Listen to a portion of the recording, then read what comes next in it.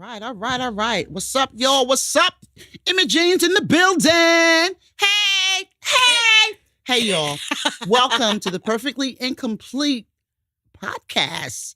And welcome to episode 6. Oh, thank God. Yeah, 6. Thank you all for tuning in. And I appreciate you. I want to say thank you to all of you all that listen. I'm Imogene, your host. My co-host is Toni. I didn't let her say it this time. She's probably finna go off on me. I was getting ready to say, can I say my own All right, name? so want to do it again? No. All right, welcome to the Perfectly Incomplete podcast. I'm your host, Imogene. And I'm Toni. What's up, Toni? How are you? I'm good. How you doing? I'm good. It's a good day. It's a good day. Good. It has been a good day. So let's just get right in it, right? Facts. All right, about 2 episodes ago, we did slut shaming. Right. And I believe we briefly touched upon about telling your friend if her partner is inappropriate. Right. Would you tell? And I had an afterthought. Mm-hmm. I thought about, what do you do in the case? Just say, if you're my friend, you have a mate, you and I hang out, and I'm attracted to your partner. Mm-hmm. Of course, I'm not going to tell you that because you can't help who you're physically attracted to. Right. What do you think about that? How do you even go about doing that? Obviously you can't control who you're attracted to. That's just something that just so happens to happen. But the only thing that you could control is your actions. How would I feel about you being my friend and attracted to my friend? Oh. I don't know. If I knew, I probably just won't bring that person around you ever. Yeah. But I mean, if you're friends, because I've thought about that. I have met people before and they have introduced me to their spouses. And you can't help but to notice if someone is handsome. Right. Doesn't mean that you want to be with them. But I know I've been in that situation before where I've had a strong physical attraction for someone, but then it's almost like I'm the master of my mind. Right. And keeping it real, because, you can do bad things in your mind, and that's just as worse if you're actually doing them. So, you're looking at somebody that looks good and that, they're really appealing to you. You could have kind of crazy thoughts, So I kind of, in my mind, and I'll distance myself. I won't allow myself to be around that person. I try to behave with integrity because that's one of the things that I value. But that could be just a natural response for someone who's introduced to someone. But I was just thinking that could be kind of weird too, What do you mean? Like a natural response. Like, just say your man, he's good looking. Your man is good looking. He's very nice. He's very charming. Unfortunately for me. Unfortunately? Yes. I think that's fortunate. You don't want nobody who looks like I gotta Methuselah. beat them off with the stick. No, you don't. No, you don't. Sometimes. You think? I feel it. Yeah, sometimes you do have to step in there. Sometimes you just gotta, set things straight just real quick. But so just picture this. Just say you're with your significant other, and then you guys are, here she Hi, comes. Bella. And just say you guys are out, and then you run into an old friend, and then you're like, hi, hi girl, I ain't seen you in a long time. Let me introduce you to so-and-so. Right. And then she's looking, you can tell she's attracted, right? Mm-hmm. Yeah. You want to skip that? All right, let's skip that. We'll leave that alone. Well, no, it is what it is. If old girl is attracted to my man, I'll make sure I say it over and over again, my man, because it's mine. I would put emphasis on the my part. Right. Constantly, I would, if I notice something, I normally won't say anything. Right. You just watch. Right. I watch and see how the person is and how they interact with the person before I, of course, make my decision to move forward as far as keeping them distant. Or, granted, I probably won't have the person in my house, chilling with me and my man. Will probably just be completely on a surface level as opposed to getting to know us on a more intimate level. But yeah, just dealing with a situation like that alone, it's a lot. That is a lot. And I say it because it happens all the time, and I'm always sharing my experiences. But I was actually in a situation where I was with my significant other, and this person I know that would watch my children. I'm not even going to say just the babysitter because she was closer. Mm. She actually slept with my significant other. And, I would see things and stuff like that. I would see little things, but I don't know. I don't know if I didn't care or maybe I was so preoccupied, whatever. And, I kind of knew it happened, but didn't really see it. Like, you know, I kind of knew they had sex, Right. didn't see it, but I Like while saw, y'all was together, you knew yeah, that? yeah. And I Jesus. saw the vibes. I saw the behavior change when she was around him in my presence, Uh-huh. or if it was her and I would ask her a question. Like I would say, "You want to watch the kids? I'm going to pay you." And she'll be like, "Okay, well, you got to give me this." And when he would be there, she would say, "No, no, you don't have to pay me." But I'm probably getting off tangent, but I think it is. You can't help who you're attracted to. But for me, I've been in that situation where I've met my friend's significant other or whatever. And, I notice that they're attractive. And I'll say it to her. Right. Your husband is very attractive, but when That I'll that's what do I that. think that's the difference. It's one thing to be attracted to another person and Right. just be like, "Wow, your man looks really good." Right. But it's another thing to act upon that Right. attraction. Right. So it's like, "Okay, so yeah, you cute. Like, all right, I see you, Yeah. but I'm not gonna be around you like up on you, Right. trying to get close and see Right. where your wife is or where your girlfriend is, or we'll meet up because they out and doing all this other unnecessary stuff. No, we ain't about that. We ain't gonna do that Right. because somebody end up 6 feet under." Right.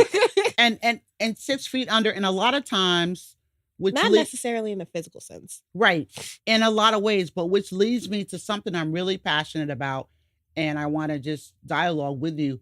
April happens to be Sexual Assault Awareness and Prevention Month. Mm. And you have a lot of colleges and a lot of organizations that are carrying on campaigns to create awareness and prevention and just to publicize sexual assault. When I say sexual assault, I include rape, incest. I guess in just defining the term, sexual assault involves any sexual context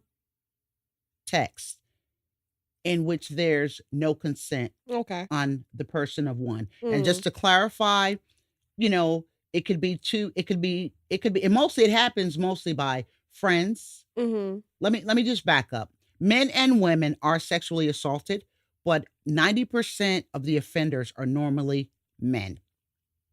So, yeah, that's statistics. That's what the statistics say. I was looking at the US Women Organization, their website, and it was dated as of March of 2019.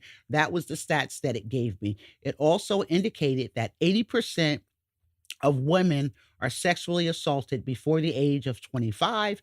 40% are assaulted before the age of 18. So to say Mm. that in other words, 4 out of 5 women are sexually assaulted before the age of 25, Mhm. and 4 out of 10 women are assaulted before the age of 18. And when you're looking overall, 1 in 3 women have been sexually assaulted. Those are the stats. That's insane. Yeah, so it happens a lot.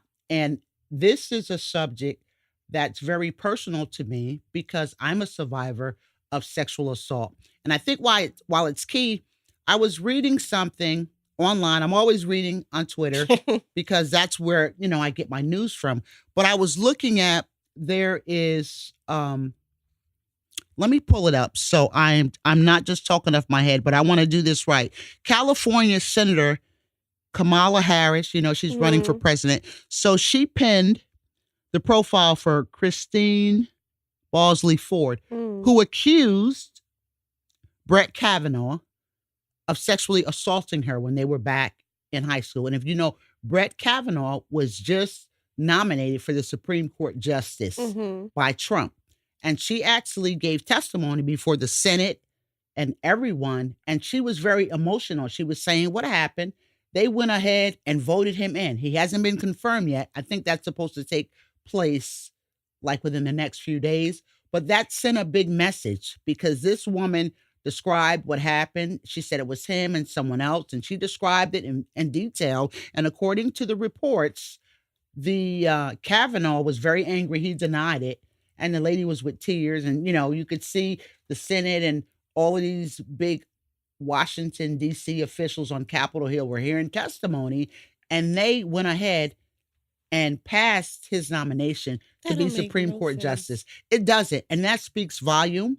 That speaks Mhm. volumes. And of course, Donald Trump himself, our president, has been accused by 20 women of being sexually assaulted by him. And so this is a very hot topic, and in this world that we live in, when you have the leader of the country being accused of acts as such, and then Mhm. you're appointing people who's being accused of that, that speaks volumes. It sends a message, and I think it's very important to talk about it. But sexual assault is a crime, Right.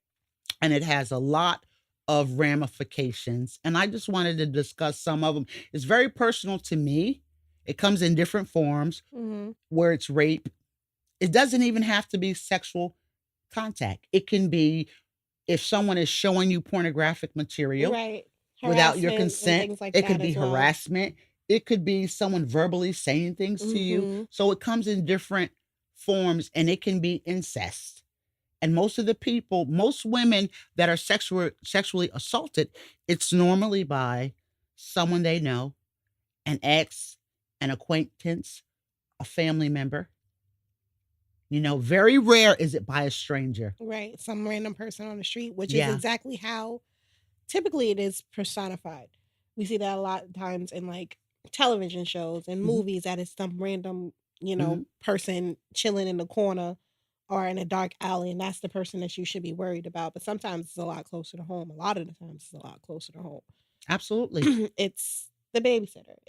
Absolutely. It's the uncle or the aunt The or pastor, the pastor the or the neighbor, deacon, you know, you and know. and we see that, and I felt it necessary to talk about this because I've personally experienced it, and I've said it before, probably from about the age of 5, I started being sexually assaulted by babysitters, and I wanna really hone in on incest, and I wanna say that because that's been going on since the beginning of time, but a lot of people sweep that under the rug, and when you think about it, this crazy world that we lived in, it's corrupt indirectly by sex, drugs, and money. And I say Mhm. indirectly because when you got a lot of money, you got power. Mhm. So you like sex.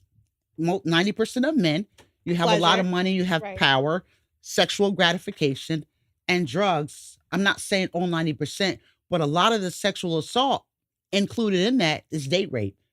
People go out, they slip stuff in somebody's drink, and you cry. A person is assaulted, and or if they're raped, and the procedures you're told to follow when you're raped, but you can get to a hospital, and when they run Mhm. toxicology to take blood, the date rate drug, you can't find it in your system. That is So, bizarre. those are the ways that people do it. And I say it's just indirectly those three elements really make the world what it is, but it objectifies women, and men get abused too, but more so us, and it just has devastating consequences.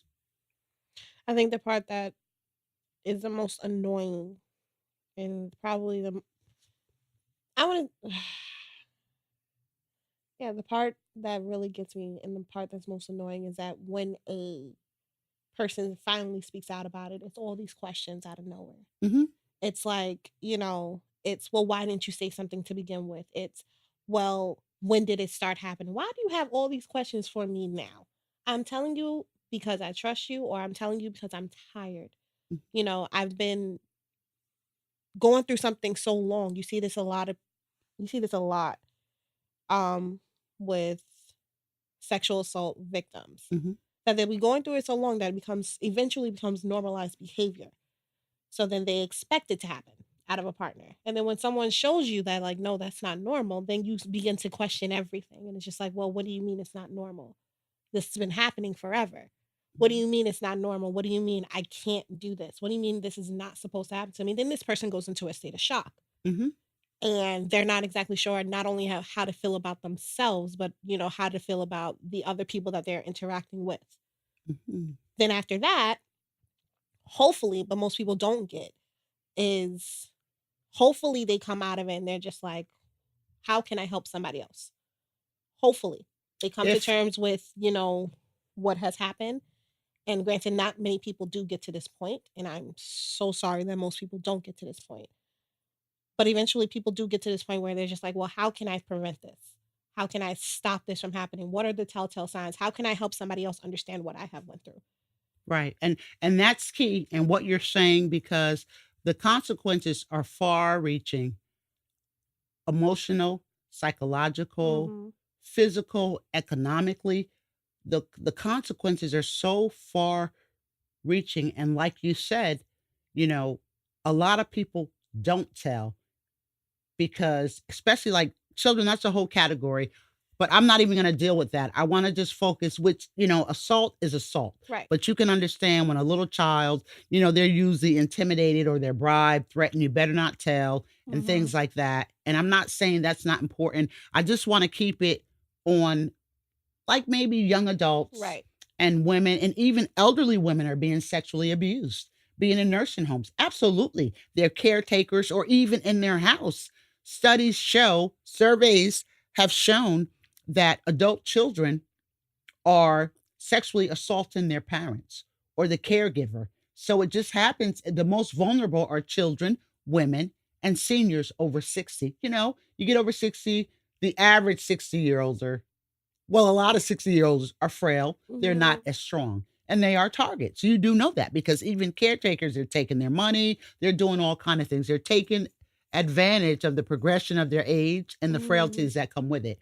But and the consequences are really far reaching. I know personally well, let's just keep it blanket wise. You have psychological, emotional, economic, and people don't tell because long ago and still is, there's this stigma that like we're talking about slut shaming. Mhm. And it even ties in when you're attracted to somebody. You may have Mhm. been attracted to somebody and you're sending signals and you don't even know. And this person may sexually assault them and say, "Oh, you wanted it. I saw the way you were looking at me." And more reason to clarify uh consent. Let's go there with consent. Sexual assault is any sexual act without consent. And so a person can have sex with someone, have consented to it the first time. Mhm. But that That's doesn't mean every time that doesn't mean the after. next time. And even though that person may say yes, they have to have the mental capacity to say yes. Right. They have to be old enough to consent. They have to not be forced or whatever. And even if they say yes while they're in the act, if Mhm. they say no, Just the for a consent is second, that's withdrawn. it. Right. Yes, yes. And just because they're silent, they don't say anything or they don't fight back, that doesn't mean consent. So I just want to clarify that because I've been in a situation. I know I'm a survivor of military sexual trauma. When I was in Asia, and I guess it would be like a date rape, but I went out with someone, and just to get to the point, I was in so much fear, but I had common sense to know that if I fight this brother back, I'm probably gonna, really make him hurt me or kill Right. me. So I had to really succumb and just play the role. But did I consent? No, I did not want this to happen to me. Then he robbed me and punched me in my head and stuff like that. And if this has happened to me, I know it's happened to a lot of other people. I reported it to the military police. I did what I had to do, but it was very scary because you have male egos in the military like you do Mhm. every place else. And just the how do you say it, patriarchal way that the way of men in a lot of cases is to say women ask for it or this and that I never or understand yeah, this. If I ask for something, you're gonna hear me ask for it. right. You know what I'm saying? That doesn't even make sense to me. Like, if someone's just like, "Oh, well, you asked for that." Did I? But that's the way they say it. Like we're talking about slut shaming. Uh, Back and then it was a stigma, because then you start to question yourself. You're being psychologically badgered just by the questions that they're asking you. You're mm, made to feel like it's your fault. Oh, it's the way you dress. It's the way you walk. It's the way, oh, you wanted it. Who wants to go through that? But that was the stigma. And a lot of ladies don't report it for those reasons alone. And that's why when you say for the ones who do make it and survive and recover and mhm. tell their story, that's really a great thing. And more people are stepping up to do that. And I wanted to talk about this because I wanted to encourage people to be aware. And I think of a lot of young ladies and teenage girls. And because I know sometimes when I'm in clubs, I'll see young people and they're drinking and they're tipsy. They may be with someone, the guy's groping all over them and just doing whatever they're doing, and they haven't consented because they're drunk, Right. and you never know how that would lead. And I just think this is really a serious issue, and like I said, it does have far reaching effects. It does. Well, I have a question. Just to get back to the topic of being attracted to somebody who you're not supposed to be attracted to. Mm. What happens if you are in a situation and let's say this person is not of the age of consent? You know what I'm saying? But there is this mutual attraction between you and said person. Mhm. How do you handle that? Do you just be like, nope, this is wrong, call it a day? Or do you, move forward and just be like, well, we can't be physical. I'm not gonna, I'm not gonna conduct myself as an adult with another adult. Like I don't know if I'm phrasing this question right. From what I understand, you're asking, ask it again because I don't totally So understand. what happens when an individual is attracted to another individual, but the individual is not over the age of consent? Okay, so it's a one-sided attraction, Right. and the older person is attracted to the No, the younger younger person is is attracted attracted to the someone older. okay. And in that, this person, they want to be with this person, whether it's physically or emotionally or whatever the case may be. They want to, have a relationship with this person, Mhm. but not from a position of like a mentor. You want to be more so of a romantic relationship, I should say. Okay. How do you deal with said person? You know what I'm saying? There's a lot of factors that's involved in that, and, that's where we say you have research theory and practice, and the situation would inform the specific circumstance really would dictate how you would deal with that, but there's a lot of factors involved. But for me, what I would do if there was a younger person Mm-hmm. that was attracted to me and I'm not attracted to him, right? I'm not attracted. No, there's a mutual level There's of a attraction. mutual. Well, I just think that I walk in enough integrity Mm-hmm. because, and I would just be like, no, you're like a kid to me, or whatever the case may be. I don't like you on that kind of a level. Mm. I think you're a nice young man. I think you're handsome, or whatever the case may be, but I'm not attracted to you that way. Mm-hmm. I look at you like a little brother, or Right. I look at you like a mentee, or I would just lay it out there like that. Mm-hmm. So basically, what you're saying is that you would just completely not disassociate yourself with the person, but you would take a step back and pretty much take the higher road and just be like, this isn't right. It's not going to work. It's never going to work. In the society in which we live in, it's just not going to happen.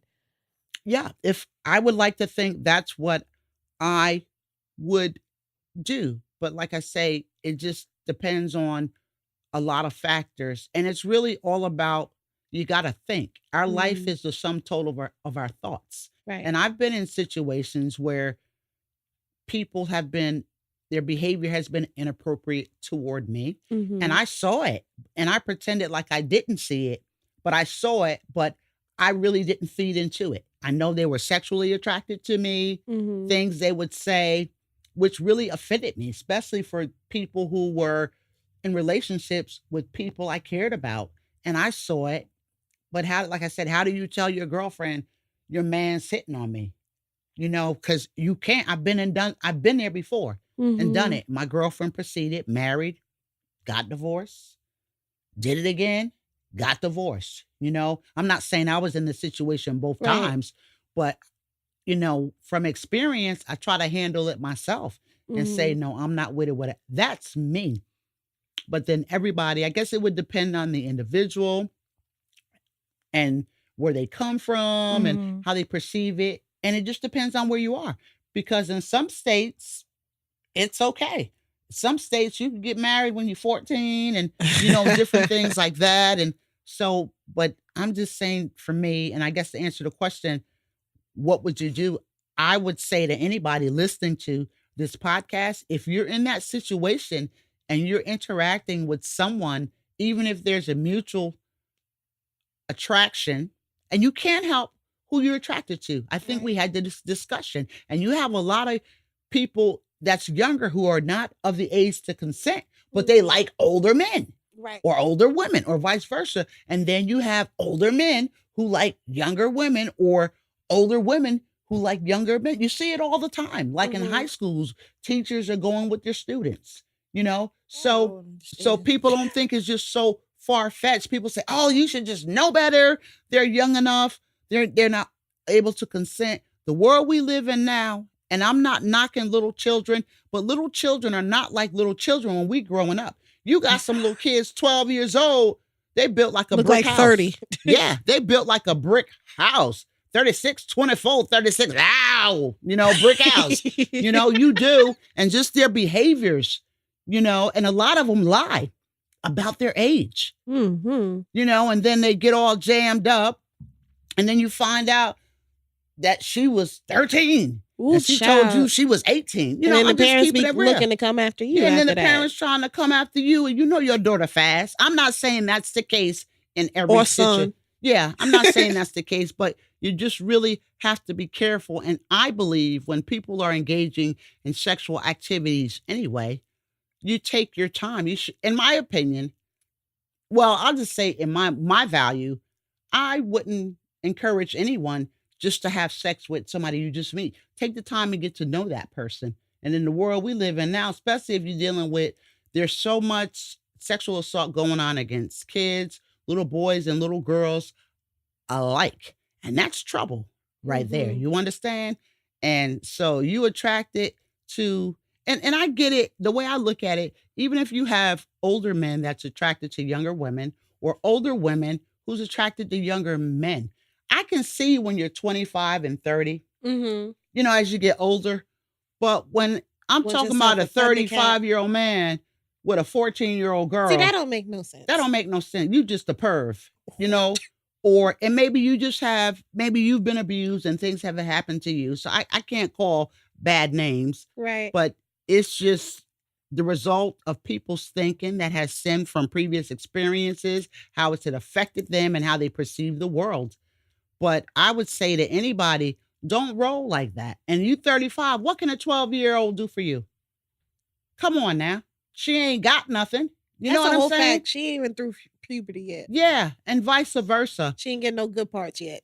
Yeah, so and it's just not, it's just not healthy. And like I said, the effects are far reaching. And economically, do you know that survivors of sexual assault, they miss a lot of time from work, Right. and just the nightmares, the flashbacks. And then they have a hard time of getting future employment. And as far as the economic costs, I've read that a survivor of sexual assault, on average, loses $69 a day of unpaid wages for being out of work due to depression or the side effects that's related to that. And Mhm. then you have to look at Psychiatrist costs because most of the absolutely, time individuals absolutely. are medicated. Yep. Then, of course, when you have a psychiatrist, you need a psychologist to Yes. confirm exactly what the diagnosis is. Yeah.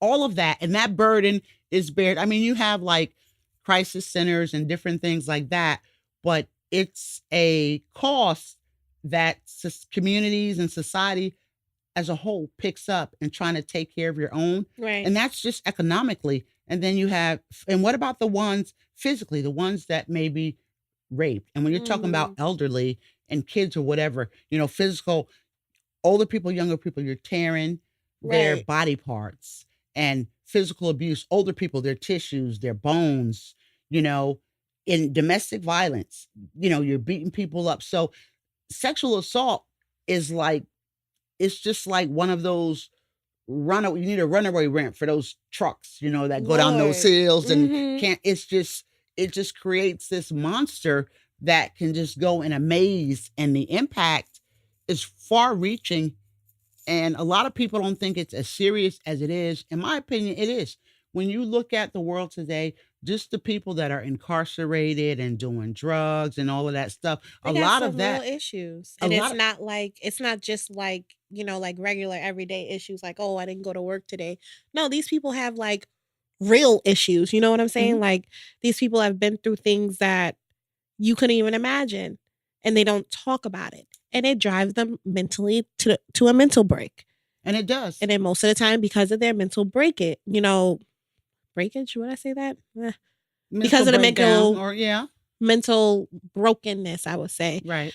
it causes them to do other things that are not within their character, things that they are not that they wouldn't normally do. You're not the same. Right. And most people I know, most ladies, and I was a correction officer, so I worked in the jail system, which I was also incarcerated in the same jail that I worked in.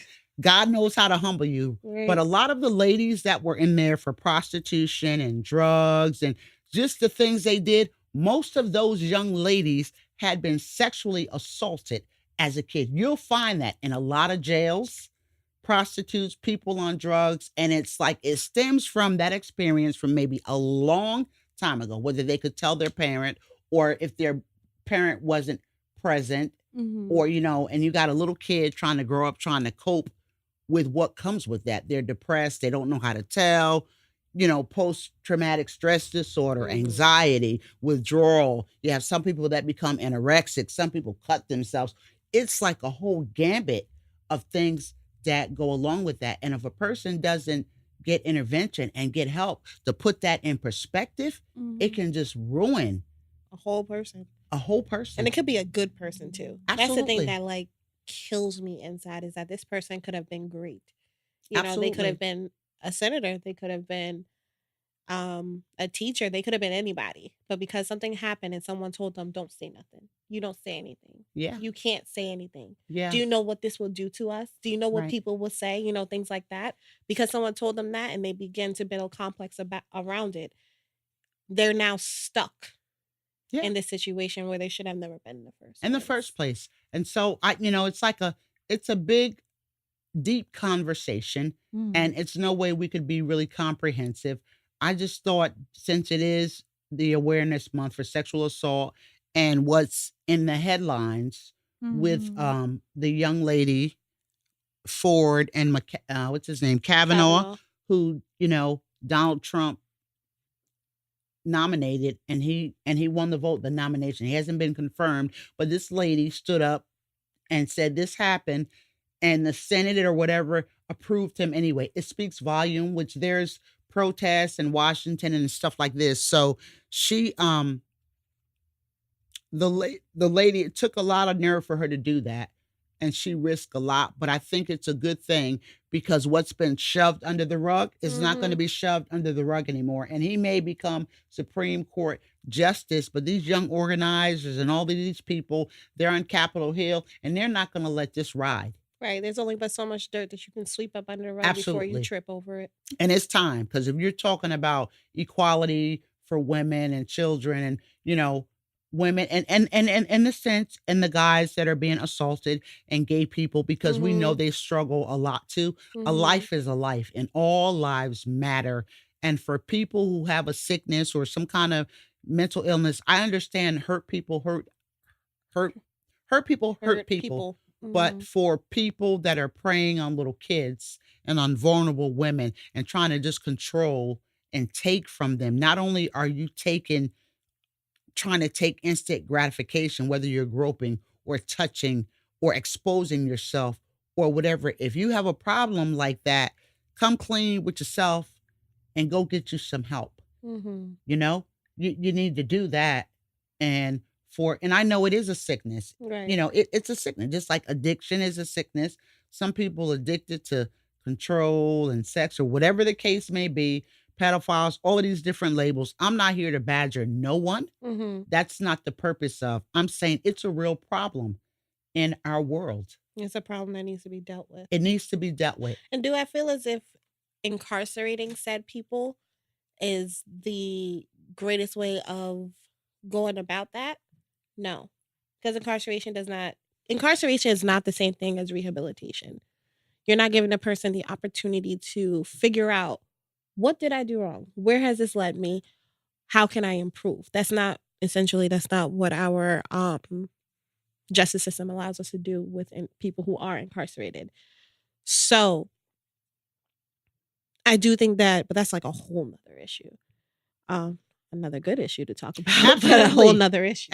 And we'll, and if you wanna, we can table that Yeah. because that's a part of the bigger discussion and it is a separate issue. But we live in a world, all of us has some kind of weakness, some kind of frailty. You know, a lot of people have been misused and abused, and it has affected them. The way they think, the way Right. they see themselves, the way they behave. And the way that You know, they interact with others. absolutely. And no, okay, so you have serial killers. Some people are born serial killers and have no malice or whatever. Some people are just wired. They're wired in a messed up way, okay? Right. Send them to an asylum.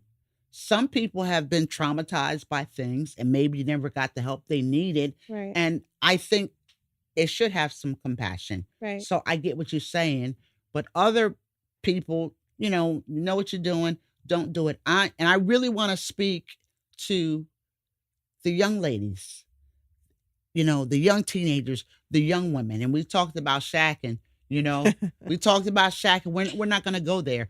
But just because you're with someone, you're in a relationship, or they're your boyfriend, or you've been with someone, no means no. No means no. And no one, if someone is forcing you, if they're threatening you, if they're intimidating you, you're not consenting. And even if you don't say nothing, you don't fight back. If you don't want that person touching you in a sexual manner, it's called sexual assault. Right. That's what it is, and it's illegal. And if you find yourself in that situation, you find somebody that you can trust and you let them know. And I want to say to parents out there, excuse me, watch your children, watch your teenagers, because they're not going to tell you they're doing things or whatever, but know the signs. And some of the signs are they withdraw, or you'll see them dressing very promiscuously, provocative, or if they're having nightmares, they're not eating, they're drinking. Check your kid out. Right. Take the time to check your kid out. Just pay attention. Yeah, pay attention. Pay close attention, especially to your children. And if you are with a person, pay very close attention to your partner. Absolutely. If you have a partner around your children, still watch your children and your partner. Yeah. Because you just never know. This is just the world that we live in. It's the world that we live in. Absolutely. Absolutely. Right. And I was reading something too, just to flip it, because assault is assault.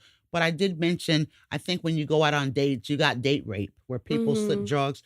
But I just need to make it clear it doesn't always just happen to ladies, it happens to men too. First time I saw that when I read it today, that if a man is drugged or someone gets him drunk and sexually assaults him, no matter how old he is, it's a crime. So just say if you have this guy here and you have these women or this girl or this teenager, whoever, if they get this man drunk and have sex with him or play with his genitals or whatever, that's sexual assault.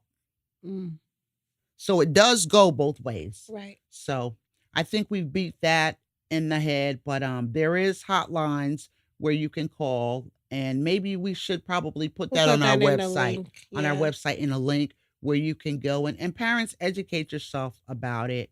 And I do want to say to the ladies, a lot of us have been sexually assaulted and incest, and we ain't trying to talk about it. You have nothing to be ashamed of. Nope. You have nothing to be, you did nothing wrong. And that doesn't make you less of a person. And if you're feeling a certain kind of way, there's all kind of programs and services to help you. And I need you all, whoever this applies to, I need you all to heal and come through this, because you have so much to give, to offer. And I do believe, as unfortunate as it is, when we experience negative things, it's for purpose. You really can't be effective in any area and have the compassion unless you have personally experienced something. An ounce of experience is more than a pint of advice.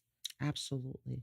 And on that note, we're out. Thank you for joining us. And please share this episode because it's life changing. We have to reach our kids, okay? Mhm. We have to do what we have to do to take of our own. So it's been nice talking with y'all. And thanks for joining it. We'll see y'all next time.